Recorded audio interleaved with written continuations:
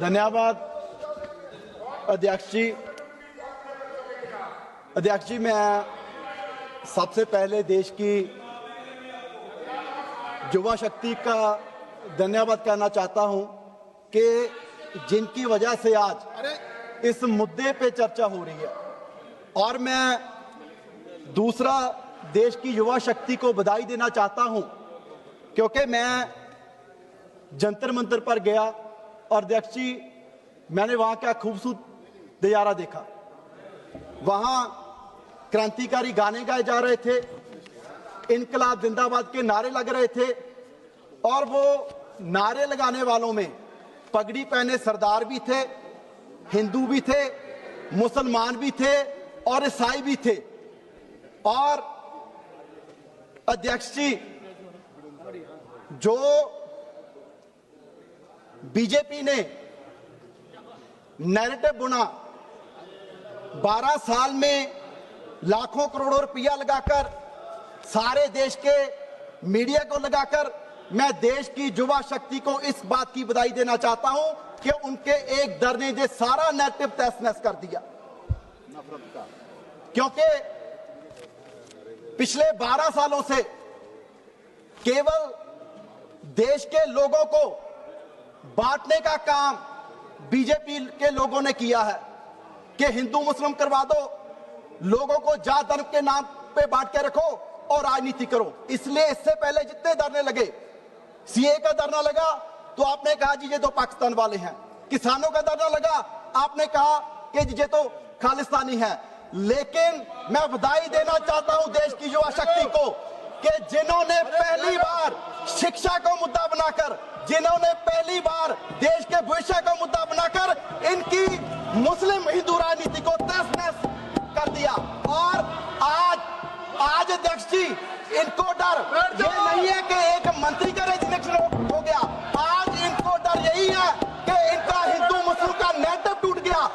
इनको पता है कि आने वाले दिनों में देश का जो नौजवान है, देश का जो युवा है, वो जाग गया है, वो शिक्षा पे बात करेगा, वो अनएम्प्लॉयमेंट पे बात करेगा। और इनको पता है कि अगर यूपी में शिक्षा में बात हुई तो इनकी सरकार बिल्कुल नहीं बनने वाली। इनको पता है कि अगर पंजाब में शिक्षा पे बात हुई, बेरोजगारी पे बात हुई तो ये कहीं नहीं टिक पाएंगे। इसलिए अध्यक्ष जी, इनको इसलिए परेशानी ये है। इसीलिए तो अध्यक्ष जी, मैं कहना चाहूंगा कि हमारे माननीय प्रधानमंत्री जी, कभी आपने उनके चेहरे पे तिरछापन देखी है? इतना परेशान देखा है? जो प्रधानमंत्री जी 4-4 कैमरे लगा के वीडियो बनाते हैं रात के 12 बजे, अध्यक्ष जी ऐसे खुद वीडियो बना रहे थे क्योंकि डर ही यही है कि नैरेटिव टूट गया। और आपको डर ही यही है कि नैरेटिव टूट गया। और मैं आपसे कहना चाहता हूं कि देश के नौजवान युवा जागे हैं। आज डेवलपमेंट के इलेक्शन होगी, शिक्षा पे इलेक्शन होगी, तो आपको पता आप कहीं नहीं टिक पाएंगे। और दूसरा अध्यक्ष जी, उन्होंने कहा कि जी आप देखिए कि पिछले दिनों जो इनके प्रवक्ता बैठ के कहते थे कि हम जी चेंजेस ला रहे हैं, अगर पेपर लीक हो गया तो कहा नफरत में जी हम एयरफोर्स का इस्तेमाल करेंगे। अध्यक्ष जी, मैं सारे सदन को बताना चाहता हूं कि एयरफोर्स का इस्तेमाल इससे पहले कीनिया कर रहा है, अल्जीरिया कर रहा है, इंडोनेशिया कर रहा है, फिलीपींस कर रहा है। एक भी विकसित देश बता दो, ऑस्ट्रेलिया हो, कनाडा हो, अमेरिका हो, जो एयरफोर्स का इस्तेमाल कर रहा हो।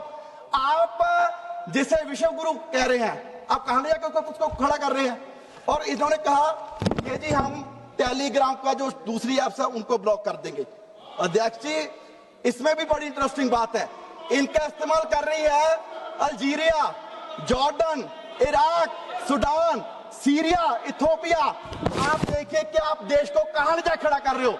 और अध्यक्ष जी, ये सारे के सारे वही देश हैं जिनमें धर्म की, जाति की राजनीति चल रही है।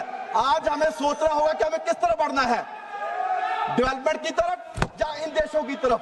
और दूसरा अध्यक्ष जी, मैं कहना चाहूंगा, आपने कहा कि जी हम इसमें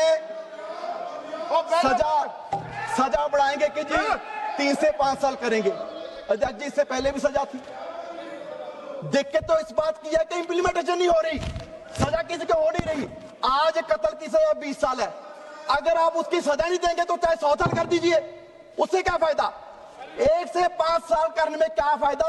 2024 के नीट में पेपर में एक भी आदमी को सजा अब तक नहीं हुई। अध्यक्ष जी लास्ट में सो मुझे लगता है कि जरूरत है कि रिएक्टिव मेजर्स की वजह से, क्योंकि जो रिएक्टिव मेजर हमें प्रिवेंटिव एक्शन लेने चाहिए। अध्यक्ष जी आज जरूरत है कि देश का एजुकेशन सिस्टम, देश का टेस्टिंग सिस्टम चेंज होना चाहिए, जिससे मुझे लगता है कि देश की शिक्षा में सुधार आ सकता है। जो ये सिर्फ कर रहे हैं, जो सिर्फ और सिर्फ इन्होंने युवा शक्ति के प्रेशर की वजह से किया। आज मैं फिर से युवा शक्ति को सलाम करना चाहता हूं जिन्होंने देश को जगाने का काम किया और नए मुद्दे शिक्षा, एम्प्लॉयमेंट, बेरोजगारी, उन मुद्दों पे भारत के लोगों को लाके फिर से खड़ा कर दिया। सदस्य श्री शशांक मणि जी। प्रणाम देवरिया अध्यक्ष।